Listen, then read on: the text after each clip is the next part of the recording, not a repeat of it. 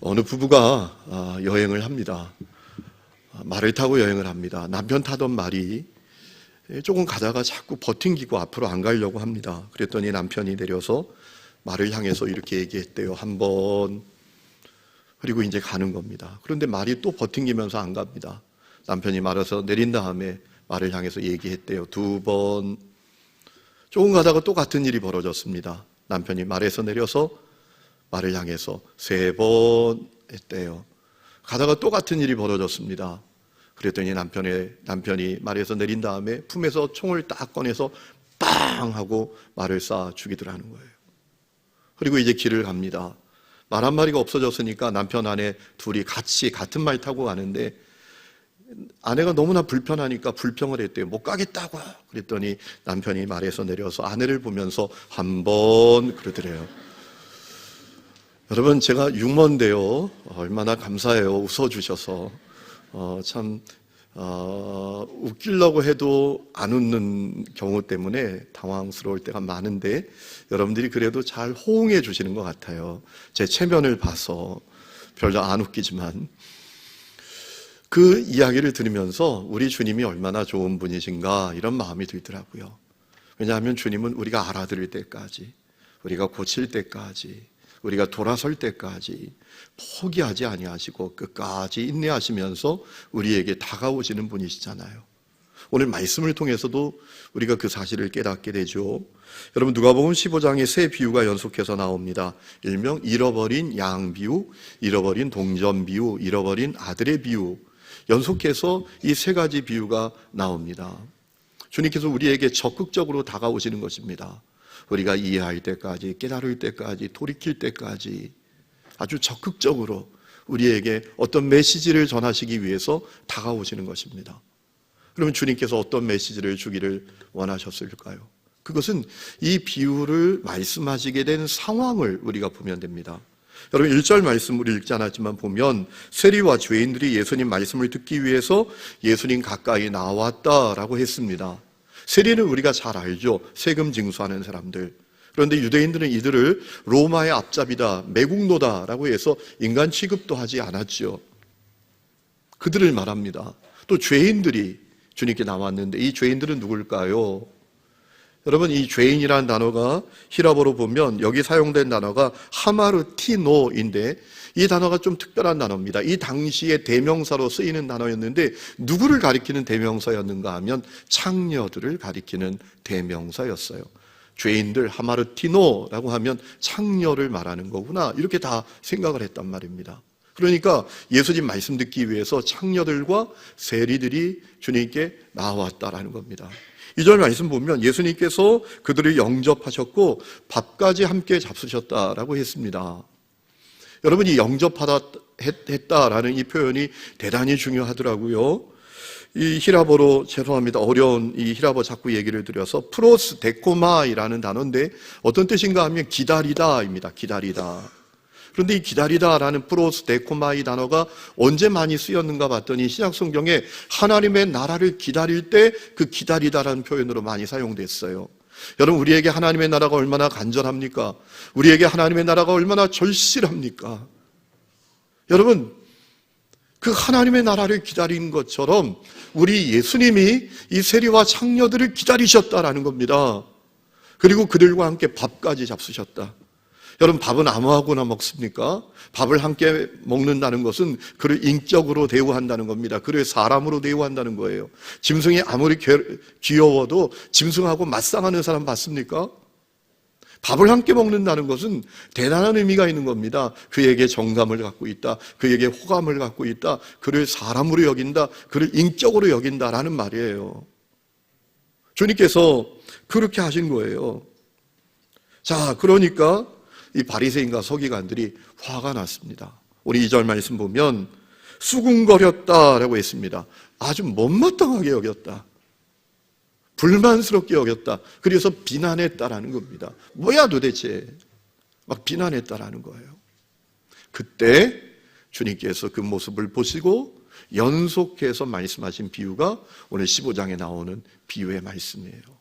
이 세 비유를 통해서 주님께서 어떤 메시지를 전하기를 원하셨을까요?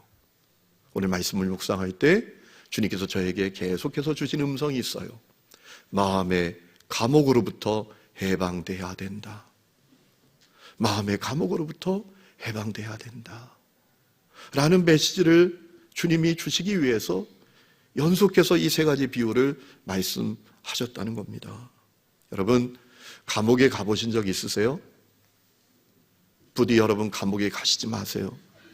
근데 저는 감옥에 여러 번 갔다 왔습니다. 죄를 져서 갔다 온 게 아니라 전에 사역하던 교회에서 한 달에 한 번씩 김해에 있는 부산교도소, 안동에 있는 안동교도소, 거기 가서 장기수들에게 또 재소자들에게 제자훈련하고 또 예배 사역을 위해서 한 달에 한 번씩 갔었어요. 여러분, 이 감옥에 가면 말이죠, 아주 기분이 안 좋아요. 우중충하고 아주 무거운 그 어떤 분위기, 환경, 여건이 아주 기분을 안 좋게 만듭니다. 재소자들이 느끼는 그 속박이 그 환경을 보면서 그대로 전해져 와요. 그래서 거기 사는 것도 아닌데 말이죠, 몇 시간 있다 나오면 안도의 한숨이 나옵니다. 휴 하고 나오면 그런 마음이 들어요. 여러분, 그러니까 감옥에 가시지 마세요. 그런데 여러분, 영화를 보면 감옥에서 탈옥하는 스토리를 가진 영화들이 많고요. 사람들이 그 영화에 또 열광을 해요. 왜 그러냐면 이런 이유가 있다고 그래요. 내 인생이 감옥 같다고 여기기 때문에. 여기서 벗어나고 싶다라는 그 마음이 발현된다라는 것이지요. 그런데 여러분, 이거 아십니까? 감옥에는 두 종류의 감옥이 있습니다. 첫 번째 감옥은 내가 만든 감옥이에요. 두 번째는 남이 만든 감옥이에요. 여러분, 정말 문제 있는 감옥은 내 자신이 만든 감옥이에요. 남이 만든 감옥은 형기도 있어요. 형기가 되면 출소하게 됩니다. 그런데 내 스스로 만든 감옥은 형기도 없을 수 있어요. 내 스스로 거기 감옥에서 해방되기 전까지는 무기수로 나를 내가 만든 감옥에 넣어버릴 수가 있어요. 여러분, 바리새인과 서기관들은 자기 스스로 만든 감옥에 갇혀있는 사람들이었어요. 주님께서 이 세 비유를 말씀하신 이유는 너희들 그 감옥으로부터 속히 해방되어야 된다. 그 감옥으로부터 해방되어야 된다. 라는 메시지를 주시기 위함이었어요. 그러면 그들이 갇혀있는 감옥은 어떤 감옥이었을까요? 자기의 의로움이라는 감옥, 그리고 판단하는, 비난하는, 정죄하는, 분노하는, 증오하는 감옥에 그들이 갇혀 있었어요. 그 사실 알려주기 위해서 이 말씀하신 거예요. 여러분, 오늘 말씀을 보면 어떤 내용입니까? 어떤 사람에게 두 아들이 있습니다. 둘째가 어느 날 아버지에게 유산 상속을 요구합니다. 여러분, 이래서는 안 됩니다. 아버지 멀쩡하게 건강하게 살아계신데 유산 상속해달라는 얘기는 아버지 빨리 죽으라는 얘기하고 똑같아요. 그런데 이 마음도 좋은 아버지가 두 아들에게 유산을 그냥 기꺼이 상속해 줍니다. 자, 얼마 지나서 둘째 아들이 그 상속받은 유산을 현금화했겠죠. 그리고 들고 먼 나라로 가서 허랑방탕하게 삽니다. 다 써버립니다. 창녀와 놀아나고 온갖 못되지는 다 하고 완전히 빈털터리가 됩니다. 더욱이 그 나라에 흉년까지 들었습니다. 먹는 문제도 해결하기 어렵습니다. 그래서 어떻게 됩니까? 그가 먹고 살기 위해서 남의 집에 가서 돼지 치는 일을 합니다. 그런데 그것도 어려워요. 돼지 먹는 쥐염 열매로 배를 채우지도 못하는 참 비참한 처지에 이릅니다. 거지도 상거지가 된 겁니다. 어느 날 자기 모습을 보니까 너무나 비참해요. 처량해요. 그가 이런 마음을 가져요. 결단을 합니다. 돌아가자, 돌아가. 아버지 집에 돌아가자. 가서 아버지가 아들 취급해주지 않더라도 그냥 품꾼으로라도 살더라도 돌아가자. 아버지에게 돌아가자. 이 마음을 갖고 그 마음을 실행에 옮깁니다. 아버지에게 돌아가요. 자, 아버지에게 돌아갔더니 이게 웬일입니까? 아니, 아버지가 자기를 오매불망 벌써 기다리고 계신 거예요. 자기를 멀리서 바라본 아버지가 뛰쳐옵니다. 자기를 끌어안습니다. 아버지 잘못했어요. 용서해 주세요. 뭐 그 얘기 아버지에게 들리지도 않습니다. 아들을 끌어안고 입을 맞추고 그 아들에게 옷을 입히고 손에 반지를 끼우고 신발을 신기고 제일 살찐 소를 잡아서 큰 잔치를 열어요. 야, 이게 어떻게 된 일입니까? 그때 첫째 아들이 들어와요. 집에 오다가 집에서 잔치가 열리는 것을 보고 이상하다 생각합니다. 예정이 없는 무슨 잔치야? 종을 불러내서 물었더니 자초지정을 알게 됐어요. 인간 같지도 않은 그 동생 돌아왔는데 그 동생에게 벌 대신에 잔치를 열어줬다. 아버지가 그를 환대했다. 그 얘기를 듣습니다. 성질이 납니다. 화가 납니다. 집에 들어가려고도 하지 않아요. 아버지가 나와서 설득합니다. 들어가자. 그래도 그는 순종하지 않아요. 오히려 아버지에게 화를 냅니다. 아버지, 내가 아버지 그렇게 잘 섬겼는데, 열심히 살았는데 나에게는 염소 새끼 한 마리도 안 잡아주고 저 인간 같지도 않은 녀석이 위해서 이게 말이나 됩니까? 라고 하게 되는 거예요. 그때 아버지가 뭐라 합니까? 오늘 31절 32절 이야기했죠. 아버지가 이르되 얘 너는 항상 나와 함께 있으니 내 것이 다 내 것이로되 이 내 동생은 죽었다가 살아났으며 내가 잃었다가 얻었기로 우리가 즐거워하고 기뻐하는 것이 마땅하다 라고 했다라는 거예요. 여러분, 우리는 예수님 이 말씀을 통해서 분명히 알 수 있어요. 첫째 아들이 누구를 빗대어 말씀하시는 건지, 둘째 아들은 누구를 빗대어 말씀하시는 건지, 첫째 아들은 바리새인과 서기관들을 빗대어서 말씀하시는 거고 둘째 아들은 세리 창기들을 빗대어 말씀하시는 것이다 라는 사실을 분명히 알 수 있어요. 여러분, 주님께서는 이 첫째 아들의 모습을 통해서 바리새인과 서기관들의 문제가 도대체 무엇인지를 정확하게 드러내 주신 거예요. 깨닫기를 원하셨던 거예요. 그리고 마음의 감옥으로부터 해방되기를 원하셨던 것이죠. 여러분, 이 첫째 아들의 문제가 무엇입니까? 크게 보면 세 가지 문제가 있습니다. 첫 번째는 얄팍한 자기의 의로움으로 아주 가득한 사람이었어요. 여러분, 그래서 이 첫째 아들은 창녀하고 노란하고 아버지 재산 다 탕진한 이 둘째 아들은 인간 취급하지 않는 거예요. 자기하고는 차원이 다른 인간이에요. 상종하지 못할 인간으로 여기는 거예요. 그래서 그가 돌아왔을 때 아버지가 환대하고 그를 축복하는 것을 이해하지 못합니다. 아버지에게도 그래서 화를 낸 거죠. 두 번째, 이 큰아들의 문제는 무엇이죠? 오직 자기 자신만 아는 아주 이기적인 사람이고 무정한 사람이에요. 여러분, 이 첫째 아들은 둘째 아들 때문에 아버지 재산 일찍 상속받게 됐어요. 사실 이 첫째 아들은 둘째 아들에게 고마워해야 돼요. 아버지 죽으면 유산 받는 건데 둘째 아들 때문에 첫째 아들은 아버지 재산을 일찍 상속받게 됐잖아요. 여러분, 주목해 봐야 될 것은 이 첫째 아들이 그것을 마다하지 않았다라는 거예요. 거절하지 않았다는 거예요. 아버지 도대체 무슨 얘기세요? 아버지 멀쩡하게 건강하신데 유산을 상속해 주시다니요. 그건 안 돼요 라고 한 적이 없어요. 거절하지 않아요. 낼름 상속되는 유산을 받아 챙겨요. 여러분, 첫째 아들은 아주 이기적인 사람이었어요. 그뿐만 아니라 동생이 상속받은 유산을 현금화해서 먼 나라로 떠나려고 했을 때 동생의 성향이 어떤지를 분명히 알고 있었기 때문에 동생의 미래도 뻔하게 알 수 있었어요. 비참해질 걸 뻔하게 알고 있었지만 동생을 만류하지 않아요. 설득하지도 않아요. 나무라지도 않아요. 지 인생 지가 사는 거지 뭐. 죽든 말든 거지가 되든 말든 망하든 말든 내가 무슨 상관이야. 아주 무정한 아들이었어요.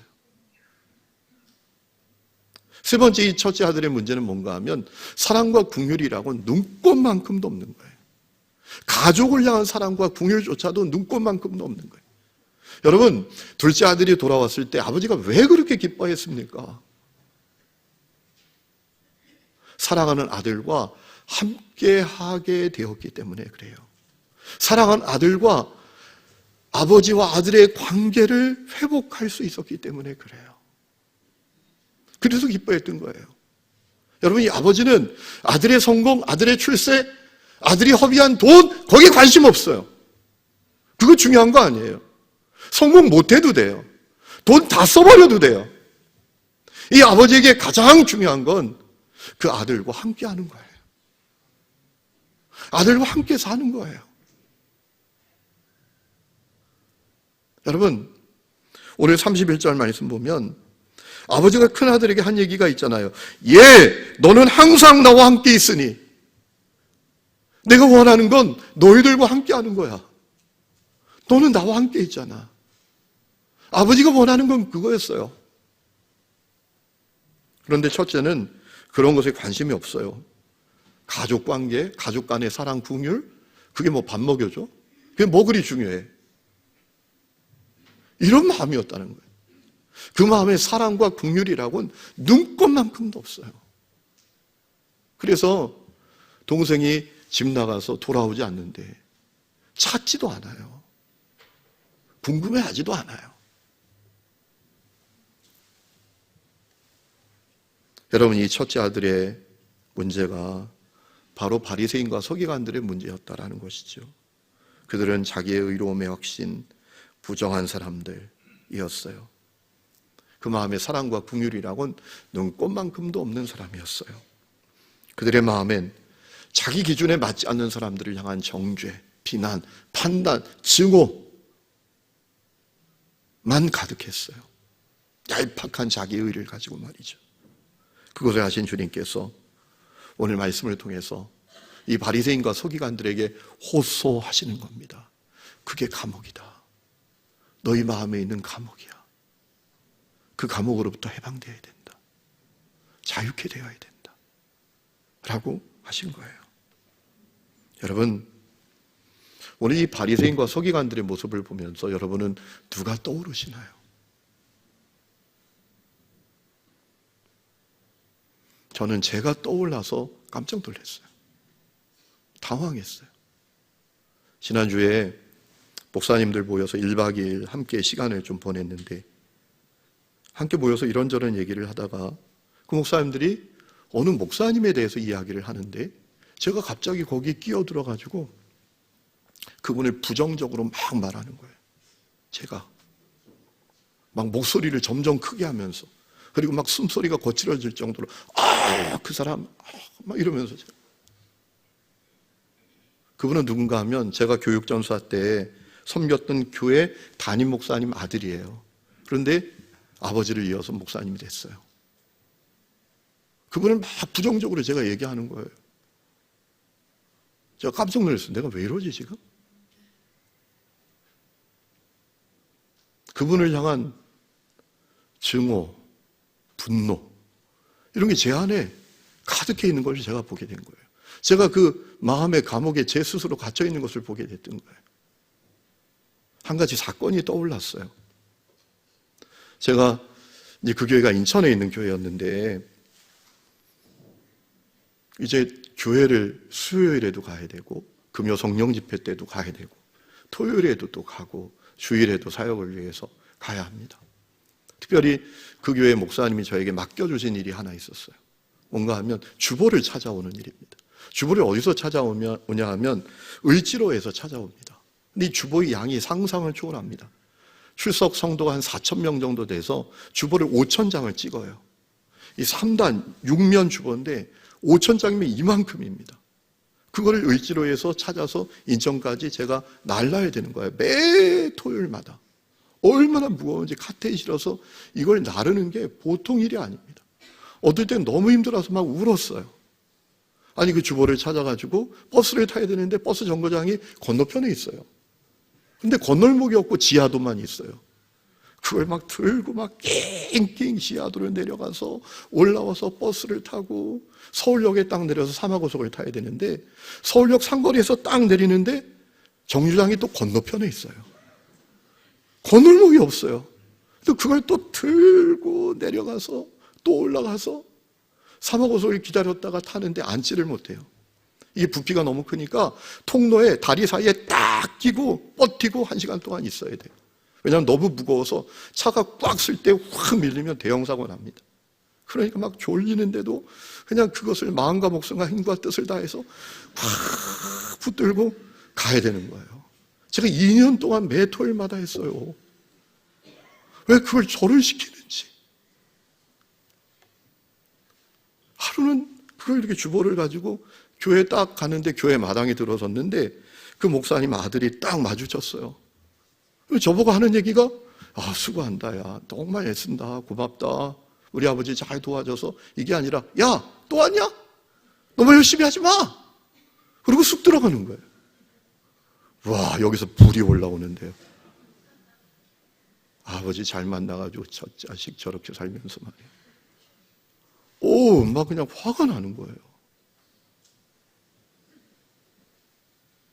그 사건이 딱 떠올랐어요. 그를 향한 분노, 증오가 제 안에 가득히 있었나 봐요. 그래서 그냥 그 목사님 얘기를 다른 얘기 때문에 하는데 갑자기 껴들어서 제가 막 부정적으로 막 이렇게 얘기를 하고 있더라고요. 당황했어요. 여러분도 혹시 그렇지 아니하신가요? 주님께서 구원받은 성도에게 원하시는 것은 무엇입니까? 자유와 그 마음의 해방을 누리는 것이죠. 그를 위해서 예수님이 땅에 오셨고 십자가에 매달린 대속제물이 되셨죠. 누가복음 4장에 보면 예수님께서 회당에 들어가서 이사야의 말씀을 펴시고 이렇게 말씀하셨어요. 주의 성령이 내게 임했다. 그래서 포로된 자가 자유를, 그리고 갇힌 자가, 눌린 자가 자유를 누리게 될 것이다. 여러분, 주님께서 우리에게 주시고 싶은 것은 자유입니다. 해방입니다. 우리가 정죄와 판단과 증오와 미움의 노예로, 종으로 사는 것이 아니라 우리 속에 자유와 해방을 누리면서 살기를 주님이 원하고 계세요. 우리가 생수의 강을 흘러보내는 사람이 되기를 주님이 원하고 계시죠. 요한복음 7장 38절에 보면 나를 믿는 자는 그 배에서 생수의 강이 흘러나리라 라고 하셨어요. 이는 그를 믿는 자들이 받을 성령을 말하는 것이다 라고 했습니다.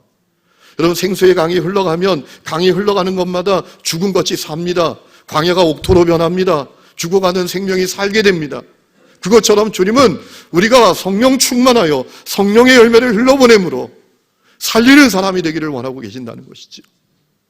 자비를 흘러보내고 착함을 흘러보내고 기쁨을 흘러보내고 화평을 흘러보내면서 살리는 사람이 되기를 원하는 것이 우리를 향한 주님의 계획이라는 겁니다.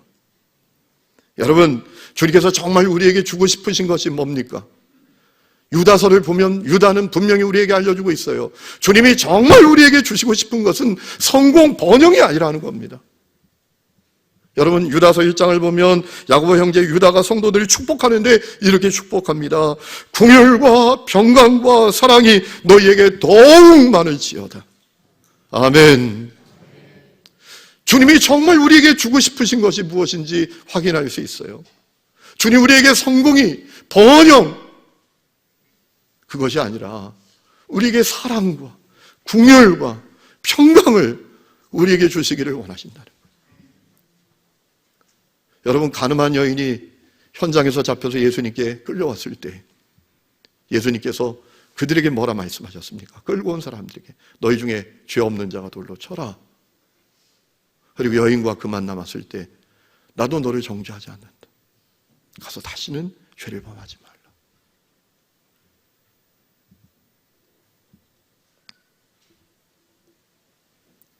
안타깝게도 오늘 교회 안에 많은 사람들이 자기 스스로 만든 감옥에 매여 있습니다. 판단하고 비난하고 정죄하고 증오하고 분노심을 가득히 갖고 있는 그 감옥에 자기 스스로를 가두어 놓고 있습니다. 그래서 자기도 고통스럽고 그도 고통스럽고 공동체도 고통스럽게 하고 있어요. 그래서 주님이 당황하십니다. 왜냐하면 성도를 향한, 교회를 향한 주님의 계획과 전혀 상관이 없으니까.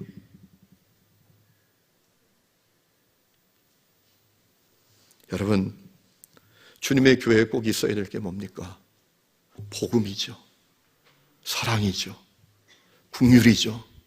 용서죠. 축복이죠. 여러분, 교회는 교회인데 복음이 결핍되어 있어요. 교회를 교회라고 하는데 사랑이 결핍되어 있어요. 그게 교회입니까? 교회라고 모였는데 긍휼이 결핍되어 있어요. 그게 교회입니까? 오늘 한국교회의 문제가 무엇입니까?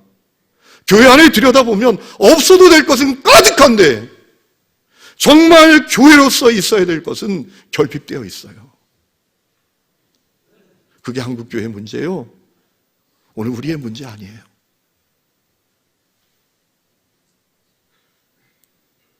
그러므로 주님이 원하시는 교회의 모습을 회복해야 돼요. 그러려면 우리 스스로, 내 스스로 만든 그 감옥에서 나를 해방시켜야 돼요. 여러분, 우리는 해방될 수 있어요. 왜냐하면 주님은 우리에게 자유와 해방을 주시는 분이시기 때문입니다. 그러므로 우리가 진정으로 원해야 돼요. 자유와 해방을 원해야 합니다. 원함이, 갈망이 우리에게 있어야 합니다.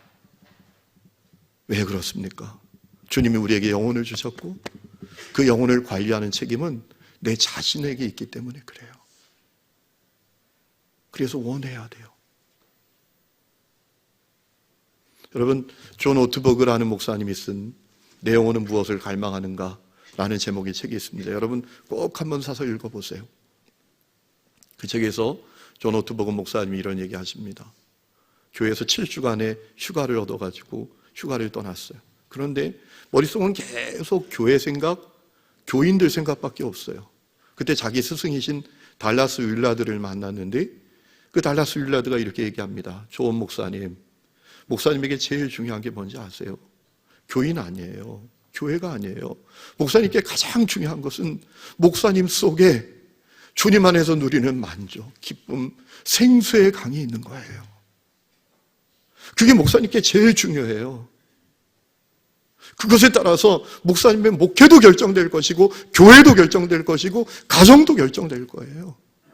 무슨 얘기입니까? 우리는 영적인 존재고 영혼을 관리하는 책임은 주님께서 우리에게 주셨다는 거예요. 우리에게 영혼이 있고 그 영혼을 관리하는 일은 나에게 맡겨진 일이다라는 거예요. 그래서 우리가 원해야 합니다. 내가 주님이 원하시지 않는 감옥에 갇혀 있다면, 내 스스로를 가두고 있다면 자유하기를, 해방하기를 원해야 한다는 거예요. 내가 내 마음의 감옥에 갇혀 있을 것인가, 자유 해방을 누릴 것인가, 그것은 나에게 달려있다는 거예요. 오늘 말씀을 봐도 우리가 그 사실을 깨닫게 됩니다. 여러분, 예수님께서 오늘 이 비유의 말씀을 말씀하시면서 이 비유의 결론을 뭐라고 했습니까? 첫째 아들의 질문으로 끝내요. 원문을 보면 질문입니다. 이렇게 질문하셨어요. 네 동생이 죽었다가 살았다. 네 동생을 잃었다가 찾았다. 얻었다. 그러니까 기뻐하는 것이 마땅하지 않냐? 이렇게 질문하는 것으로 끝나요. 이것은 무엇을 의미하는 걸까요? 이 비유의 결론을 우리에게 맡기셨다라는 거예요. 아버지처럼 동생을 환대하고 축복할 것인지, 아니면 끝까지 등을 돌리고 용서하지 않고 증오하고 분노심을 갖고 있을 것인지, 그것은 우리에게 맡기신 거다라는 거예요. 내 영혼의 관리자는 나다라는 거예요. 그래서 원해야 합니다. 갈망해야 합니다. 저는 우리 하늘님 교회 성도들이 바른 선택할 수 있기를 주의 이름으로 축원합니다. 원해야 돼요. 갈망해야 돼요. 자유와 해방을 원해야 돼요. 어떻게 우리 마음의 감옥으로부터 우리가 나를 해방시킬 수 있을까? 세 가지가 필요해요. 첫 번째, 말씀을 깊이 읽고 깊이 묵상해야 합니다. 왜냐하면 말씀이 우리를 살려요. 여러분, 시편 19장 7절에 보면 여호와의 율법은 완전하여 영혼을 소성시키며 라고 했습니다. 하나님의 말씀이 얼마나 놀라운 말씀인지 그 말씀이 나를 소성시킨다. 소성시킨다라는 의미는 어떤 의미인가 하면 생기를 불어넣다, 생기를 주다라는 거예요. 여러분, 말씀을 깊이 묵상하세요. 붙드세요. 여러분, 교회 안에도 마음의 감옥에 꽁꽁 매어 있는 사람들 가만히 보면 말씀과 상관이 없어요. 신방 가도 성경도 못 찾아요. 육으로 신앙생활 할 뿐입니다. 나중에 천국도 못 갈지 몰라요. 예수님을 만나야 천국 가죠. 복음을 만나야 천국 가죠. 말씀을 깊이 읽고 묵상해야 돼요. 그러면 그 말씀이 내 영혼을 살려요. 생기를 불어넣어요. 해방시켜요. 두 번째는 날마다 주님과 동행해야 돼요. 혼자 있을 때에도. 그리고 그와 나 사이에도 주님이 동행하고 계시니 주님과 동행해야 돼요. 그러면 자유와 해방이 누려져요. 세 번째는 그를 축복해야 합니다. 왜냐하면 축복은 내 영혼이 하는 일이기 때문에 그래요. 축복은 내 영혼이 하는 일이에요. 내 입술이 하는 것 같지만 사실은 내 영혼이 하는 일입니다. 여러분 창세기 27장을 보면 이삭이 아들 에서와 야곱을 축복하는 내용이 나오는데 반복적으로 이렇게 이삭이 말합니다. 내가 죽기 전에 내 마음껏 너에게 축복하게 하라. 내가 죽기 전에 내 마음껏 너에게 축복하게 하라 라고 했거든요. 내 마음껏이라는 단어를 제가 원문에 찾아보다가 깜짝 놀랐어요. 마음껏이라는 단어는 원문에 네페쉬입니다. 번역하면 영혼으로라는 의미예요. 그러니까 이삭이 이렇게 말한 겁니다. 내가 내 영혼으로 너에게 축복하게 하라. 여러분, 축복은 영혼이 하는 일이에요. 그래서 우리가 축복하면 해방됩니다. 축복하면 내 영혼이 삽니다. 축복하면 내 영혼이 생명을 얻게 됩니다. 축복은 영혼이 하는 일이니까. 그래서 예수님께서도 너 원수를 사랑하고 축복하라 라고 하신 거예요. 축복해야 돼요. 축복은 내 영혼이 하는 일이에요. 축복하면 내 영혼이 살게 돼 있어요. 해방되게 돼 있어요. 여러분, 제가 아까 말씀드렸던 그 사건을 기억하고 제가 당황했어요. 아, 이래서는 안 되지 생각하고 그분을 축복했어요. 하나님, 그 목사님 축복해 주세요. 여러분, 놀랍게도 축복하기로 마음 먹으니까 하나님이 정말 놀라운 마음을 주세요. 야, 그 왜 그렇게 얘기했는지 아냐, 너한테? 그도 목사 아들로 사는 게 힘들었어. 그도 목사 아들로 사는 그 압박감이 컸어. 목사 아들이 돼갖고 열심히 안 하고, 목사 아들이 돼갖고, 그도 힘들었어. 그도 괴로웠어. 그도 마음이 어려웠어. 그래서 너 열심히 하는 거 보니까 그냥 욱 하는 마음에 그렇게 말했던 거야. 라는 그 마음을 주님이 깨닫게 해주시더라고요. 여러분, 축복하면 내 영혼이 사는 거예요. 사랑하는 성도 여러분, 여러분 중에 아직도 여러분 스스로 만든 감옥에 매여 있는 분들이 계십니까? 오늘 자유와 해방의 역사가 여러분 가운데 일어날 수 있기를 주의 이름으로 축원합니다.